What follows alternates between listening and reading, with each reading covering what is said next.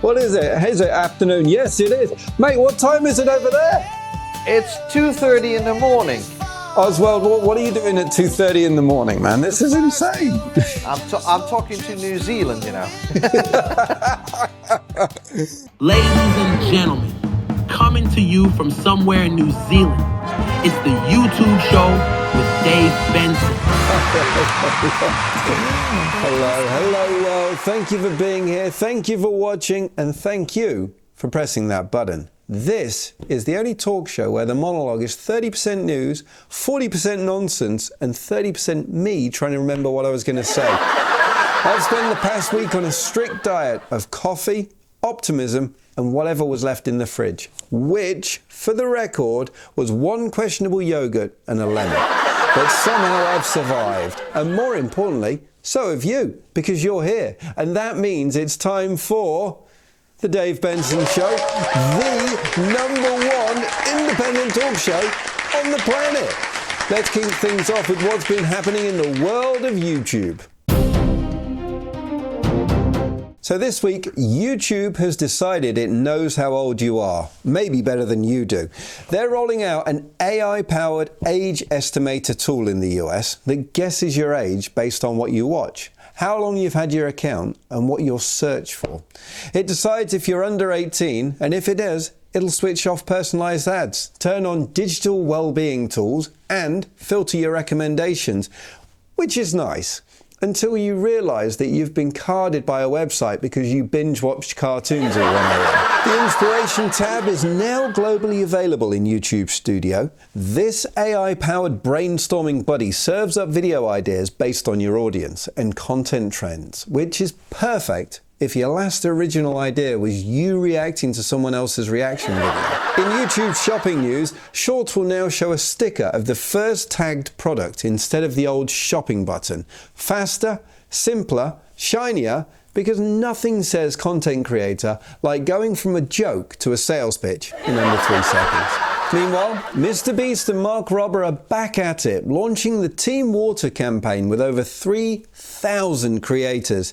Their goal? To raise $40 million to give clean water to 2 million people. Now, YouTube and Google have already kicked in $2 million, and they've already cracked $9.7 million. That's right. Asking for likes and subs can literally change lives. I've tried asking for lives last week, and I got a sandwich, which honestly is still a win. Podcast ad spending jumped 28% year over year last quarter, proving that even in 2025, people will pay big money to interrupt your favourite story with an ad for a mattress. Final is also making a podcasting cameo with a limited run record celebrating 13 shows by creators. Yes, a podcast on vinyl. Finally, something to confuse both your grandparents and your teenagers. Wondery's New Heights scored a booking that's going to break the internet. Taylor Swift's first interview since 2023. Somewhere, Travis Kelce just added an extra coat of hair gel. UK podcast listening on TV has doubled in 2 years, and in the US, 20-somethings now listen to podcasts as much as AM/FM radio. Somewhere, a radio DJ just shed a single tear into his last remaining CD wallet. And Edison's data shows the 10 biggest UK podcasts are pulling in 2.3 million US listeners weekly, proving that British humour travels almost as well as their tea, except when they serve it iced, in which case the Americans still have questions. As for me, I spent my week trying to teach my dog to fetch my smart speaker so I can listen hands-free. It's not really going well, but on the bright side, I've discovered that chasing a golden retriever around the living room whilst yelling, "Hey Siri, play my podcast," is both cardio and tech support. And speaking of high-energy pursuits, my guest today is someone who knows all about making an impact. Business leader, strategist, change maker, Oswald Hunter. Stick around. You're not going to want to miss this conversation. I said I want to see the Dave Benson Show, and I can't stop and never gonna let it go. I said I want to see the Dave Benson Show, and I can't stop and never gonna let it go. Born in the Netherlands, forged in Sweden, and now lighting up screens globally, this person is the kind of artist who mixes grit and grace. He's spent over a decade in healthcare, teaching dance, supporting mental health communities, and even volunteering on animal ambulances. But his childhood dream of acting never faded. So he began training in Meisner Stanislavka, all while continuing to dance, play French horn, sing, and eventually write, direct, and act in his own short film, for which, for better or worse, which was nominated at the Cannes World Film Festival. Now he's a true storyteller, actor, filmmaker, writer, with a mission to create emotionally charged films like his latest project, Faces, a man who believes in resilience, collaboration, and the power of story. Ladies and gentlemen, please welcome to the show, Oswald Hunter! Oswald! Good morning or good afternoon to you, Dave, and thank you for having me. You're in Italy, aren't you, Oswald? I am. Yeah, I'm on the east coast of Italy right now. I was just speaking to, do you know the violin duo, Francesco and Giuseppe? I can't remember their surname, or I can't pronounce it. But I was literally half an hour ago, I was speaking to them in Italy as well. Nice. True troopers then, if they stay awake for you this late. Well, all I know is I'm going to be huge in Italy by the end of today, so everyone's going to be looking at it. I have to say as well, I do like your hairstyle. I really relate to that. You know, when you're living in 40 degrees Celsius, having this aerodynamic haircut is the way to go.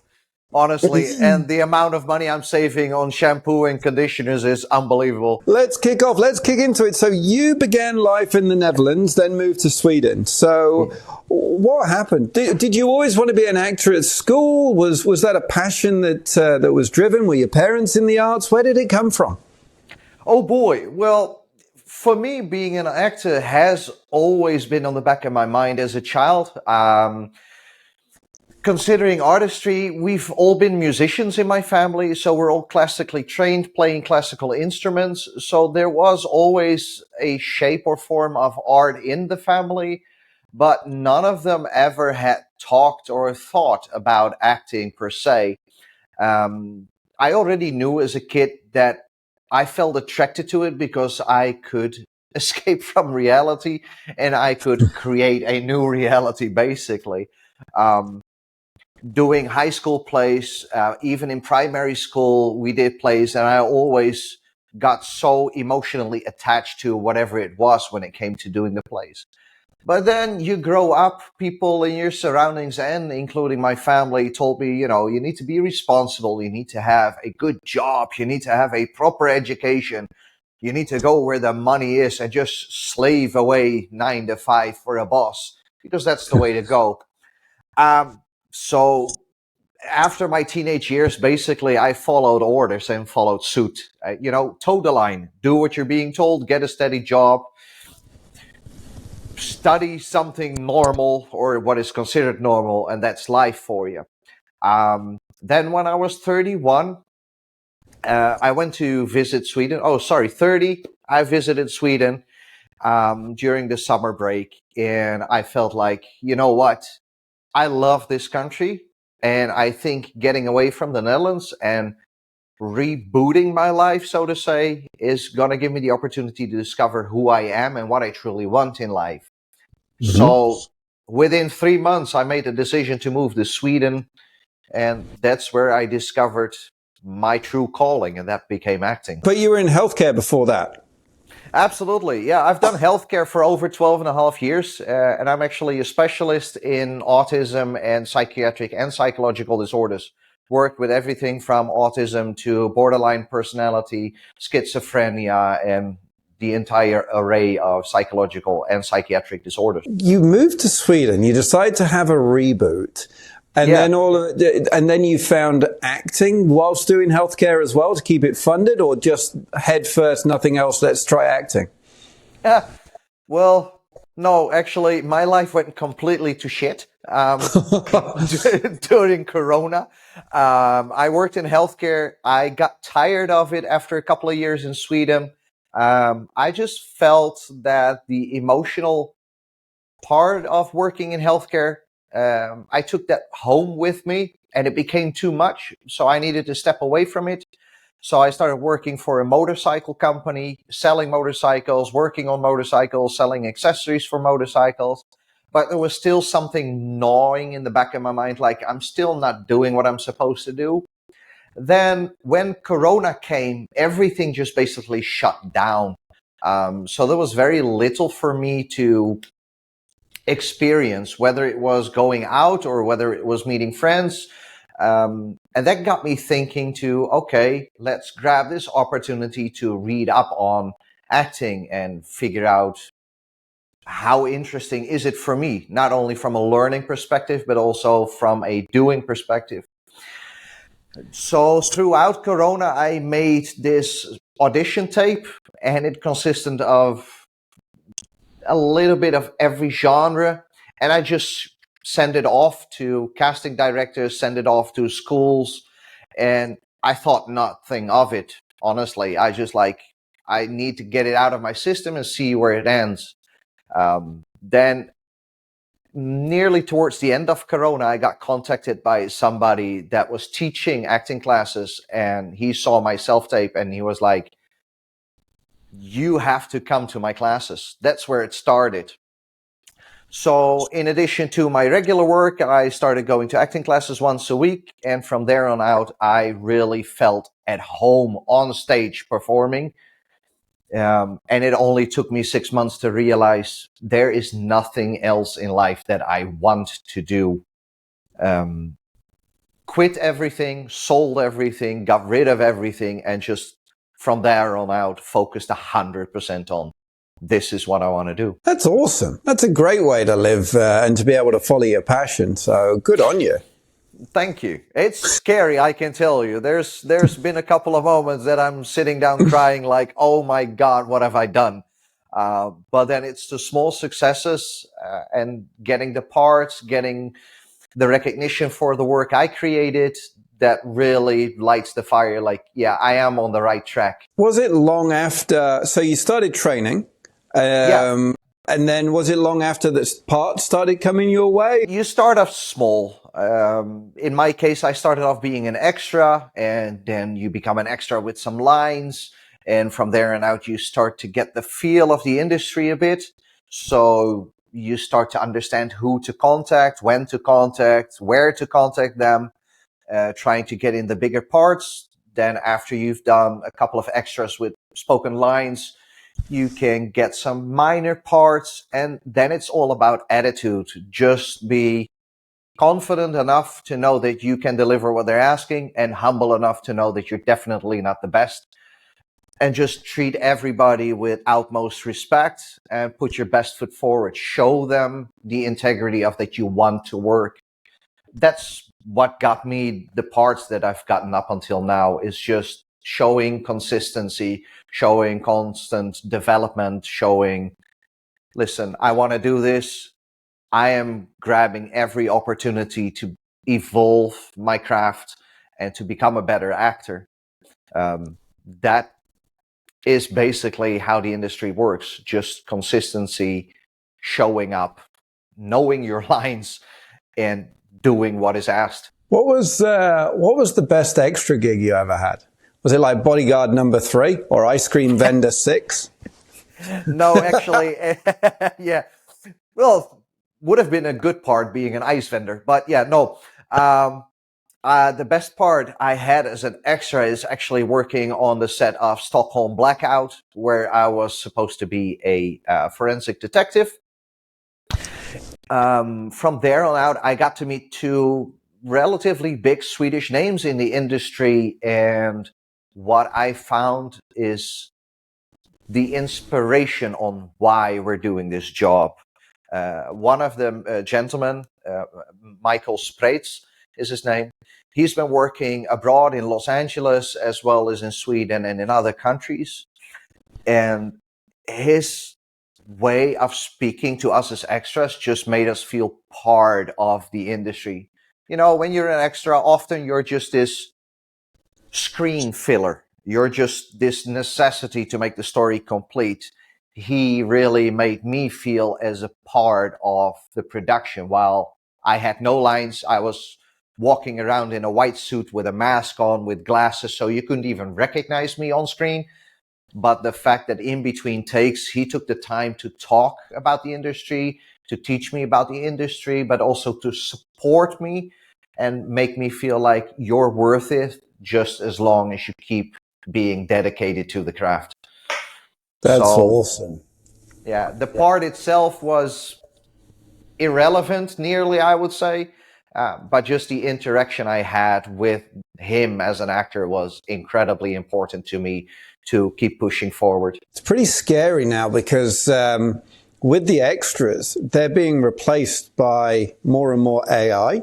So the industry is looking at ways to cut more and more costs, and then extras are an easy way to say, well, we can just create 1,000 people behind you or a hustle bustle street, and we don't need it anymore. So it's a really scary time, especially for, like you say, anyone who's starting out in the business. This is where you cut your teeth, right? This is how you start and learn the craft. And if that opportunity is not there anymore, how will people then develop to move on? Yeah, in my opinion, unfortunately, I mean, I'm 41 years old and I sound like an old guy, but unfortunately, this is where social media is good for. In this day and age, the opportunities of becoming an extra are getting minimized by the use of AI. Then again, I also believe that a lot of productions still want to use actual human beings. But to build your profile as an actor or as an aspiring actor, create your own content, post it on social media, make a dedicated, whatever it is, Instagram page, Facebook page, just get yourself noticed, dedicated to your craft. Post self-tapes, post auditions, post whatever work you're doing, show them your talent because you will get recognized through there as well. So for better or worse, your Cannes nominated short was deeply personal. How did you balance directing, writing and acting in that project? I mean, that must have been quite the juggle. Honestly, I didn't balance anything. I just dove in head first and hoped for the best. No, all jokes aside, balancing, it comes down to preparation, right? Shooting the film is the least of the worries. Actually making it, filming it is maybe 5% or 10% of making a movie. What it comes down to is get yourself a crew together that understands your vision, first of all. Then when you explained your vision and you're all having the core understanding of what the message is that you want to tell, fine, then plan it. You can never plan too much. And as soon as you plan what shots, how many shots you want to take, and give yourself a margin, because anything can go wrong during the shots, whether it's a forgotten line or a mic failing or whatever, create that time span for yourself, then it is a shooting day. And then I didn't need to direct as much either because we all had the same vision. We all talked about pacing. We all talked about the intent behind the movie. So creating it came down to good planning. And what was it like when you found out it was nominated at Cannes? That must have been a pretty incredible feeling. That's just surreal. I mean, we made the movie with no budget. And when I talk no budget, I mean, I had one of my best friends who owned a camera. That was the budget. Wow. So, yeah, having it done with zero input and just basically only focused on the story itself. We didn't even plan to submit it anywhere, but I got contacted and they saw it on YouTube and they asked me, hey, would you like to submit it? Oh, sure. Why not? Let's see what happens. And then to get a nomination at the Cannes Festival is just incredible. I mean, who would think that? And it's still unbelievable. I've won a couple of other festivals as well with the same story. And it just proved to me that it's not about the money. It's not about the equipment. It's about the love for storytelling. If you have the love of storytelling down, you can get anywhere. Did you go to Cannes as well? Did you walk the red carpet and get to do all of that? What was the experience? I wish I could. I wish I could. You know, Cannes Festival is really nice and really beautiful, but it's also incredibly expensive. And Yeah. since I'm not I'm not a Johnny Depp yet. Let me put it like that. So affording to go to Cannes is gonna. I need some extra gigs for that first. Okay, well, let's talk about your extra gigs. So your new short Faces that explores memory and music. So what can we expect from that one? That is going to be a whole different level of movie making. Once again, this movie is based from a personal experience, both on a music level, but also having worked in healthcare, where I've seen the interaction between humans. So this story is based on experiences I've had with it. But the goal with this short film is to make a proof of concept and to finalize it into a feature. So the production is much bigger, the crew involved is much larger, the finances involved are much more severe. But yeah, the ultimate goal is a feature film, which is going to bring back, I would say, the 80s style of storytelling in movies. What is the experience between healthcare that you're portraying here? You know, the biggest struggle with the person having the illness or the psychological disorder or the mental handicap is not them suffering. It is their family, it's their friends, it's their close ones seeing them suffering. And working in healthcare, I have noticed that often there's a lack of understanding towards family and relatives, towards the whole situation. So besides the therapeutic effect of music, the impact of human connection that it builds is much more important. So what I try to reach with Faces is just a deeper moral thinking for the audience on what the impact of some situation is on another human being, how relationships can be torn down through a traumatic event or through an illness or a disease, but can be built up by in the search for common ground again. So I'm just thinking, you were brought up in the Netherlands, so the language there is Dutch, then Sweden, Swedish, and then you've now in Italy, so Italian. How many languages are you speaking? I only speak 5 languages. Oh, yeah. Wow. I mean, that's pretty average, really. Yeah, coming from the Netherlands, if we're this tiny country near the North Sea, but we have a huge port in Rotterdam. We're surrounded by German speakings, we're surrounded by French speaking, then English is the trading language. Then because I lived in Sweden, I learned Swedish, and because I'm living in Italy now, it's Italian. So it's not that weird that I speak 5 languages, and for Dutch people, at least 3 languages is very common. Wow, jeepers! I speak 1. I'm just out of it. Yeah, way out of my league. My only Dutch. What do I know? Ik hou van pindakaas. I think that means I like peanut butter. That is the most important one if you ever go to the Netherlands. I mean, I get by with that, right? So, everywhere I go. It's actually quite impressive that you know some Dutch. So that's awesome. So you're in Sweden now. Is the plan ever to go over to the States? Or, I mean, like, obviously, where are the movies these days? Where do you need to base yourself? You know, the States is really interesting. I do believe that Hollywood, of course, still has a huge and strong market in the movies. Yeah. Then again, I don't believe that they are as dominant as the rest of the world in movie making. To put it in a bit different words, we make movies ourselves in Europe as well, and we make great movies. It's just that the States never gets to see them. Then again, Hollywood movies, the whole world gets to see. But we do have a strong audience here. Right now, without getting into any political discussion, but the situation is quite difficult getting into the States, even for me as a Dutch guy. Why is that, Oswald?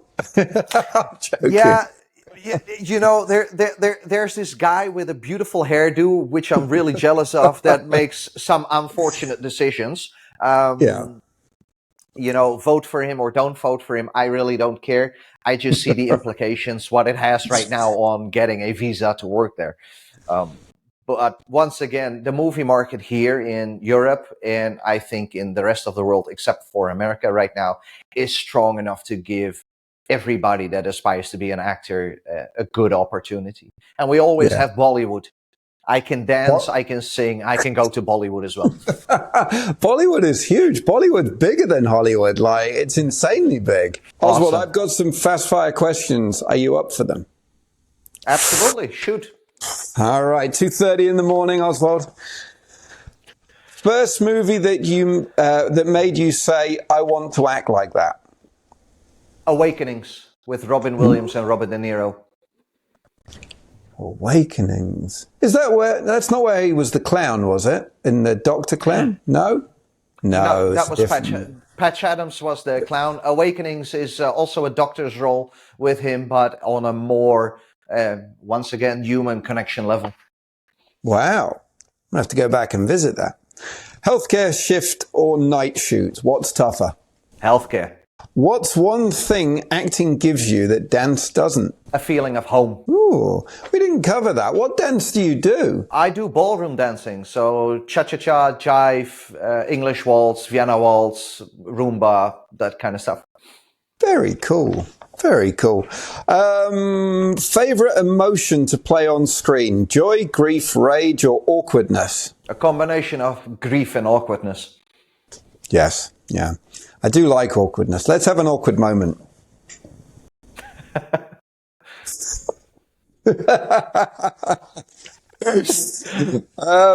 More intimidating, your first dance recital or your first Cannes nomination? Cannes nomination. French horn, singing, or script writing? Pick one for a talent show. Singing. Do you still play the French horn? Oh, absolutely I do. Oh, yes. Good on you. Worst audition experience? Worst audition experience, that had to be for a commercial. They asked me to do an audition for a brand, and I did not realize what it was. So I said yes, and then I got the script, and it was a Durex commercial, and I felt so awkward. Luckily, I didn't get the part either. What did you have to do? What was the, like, obviously they don't go into graphic detail, thank goodness, but... No, basically I had to explain why I think it's so much fun, and then how I need to stay safe while having fun. Let's stick to that. Let's be honest, we're a lot more graphical in the Netherlands, so we don't shy away from anything. What's your reset when the creative burnout hits?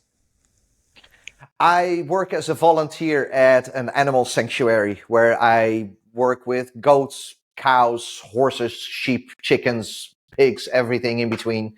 And I turn off my phone and I spend a couple hours with them, taking care of them. Good on you. Jeepers, putting me to shame here. On set, headphones in and focused or chatting between takes? Depending on what I want to achieve and what the role is. Okay. Role you haven't played yet, but need before the world ends. When's the world ending? Jeepers. Terminal illness. Whoa. That's a hell of a role. Jeez. Do you cry watching your own films or cringe? I prefer not to watch my own films. Can you watch yourself in film? Extremely critically. I do watch it. Of course, I had to see For Better or Worse a couple of times when working together with my friend in editing. I'm constantly critiquing. Ooh, I could have made this choice. Ooh, I could have played this action. Ooh, I could have... So, yeah, I do watch myself, but I'm not enjoying the movie. I am dissecting what can I improve for the next time.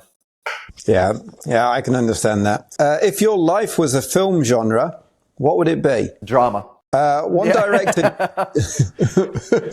director, dead or alive, that you'd love to collaborate with? That's a difficult one, but in this case, I would have to say Christopher Nolan. Now you're in the directing space, How do you find watching movies? So I've spoken to Ileana Vazquez and Jared Vineyard earlier today, funnily enough, and I asked him the same question. And their responses are totally similar. There's synergies, but they're different. So Ileana would go with how she finds consistency really hard when she watches a movie, and if it's inconsistent between someone smoking and then the cigarette disappears, then, you know, it kind of detracts her from the movie. And Jared had a different opinion. But what about you? Now you're in a different space. How do you see it? Well, the biggest part of it is being a good casting director, first of all. If I've got the casting right, the directing part itself during production is not that hard anymore. All you do, for my part then, all I have to focus on then is pacing. Do I get the pacing where I want it to be for the movie? But the casting part actually relieves a lot of the stress for the directing part. Oswald, what do you have coming up in the future? What should we be looking out for? Well, right now I'm still working extremely hard on Faces. We are planning a full marketing production for the movie, gain some traction through it. When we have enough traction, we're going to move into production of the movie, which is going to be shown on several film festivals as well. In the meantime, I'm working hard with an amazing man in Canada, John Franklin Stevens. I have to give him a shout out. He's an amazing man, helping me to improve my technique for self-tapes. He's helping me set up meetings between agents and other producers. I'm finishing off my third book, which is going to be released hopefully within the next 2 months. And as always, I'm working hard every day consistently to get parts in the next big hit for Hollywood. I love it. Oswald, it's been a pleasure talking to you. For all of Oswald's details, they can be found. Where do you want them, Oswald? Up above, down below, left, right? Where do you want your details? I'm left-handed. Put them on the left side. Oswald's details can be found right here. If you want to get in touch with him, see what he's doing, see what's coming out, we'll make sure we publish everything there. We're going to be back right after these messages. Oh, the devil lives below, and he tells me